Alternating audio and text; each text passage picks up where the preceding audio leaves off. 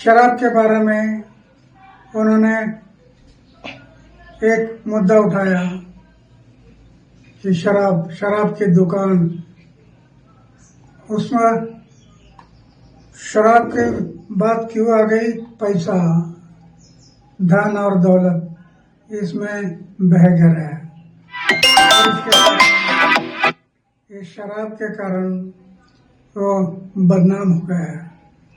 इसके कारण लोगों को भी एक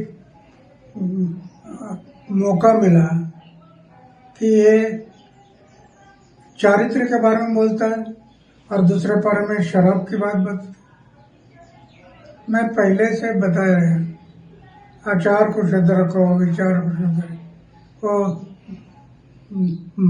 उनके दिमाग में नहीं रहा और इसके कारण आज वो इलेक्शन में हार गए, कम वोटिंग हुई है। तो क्या अन्ना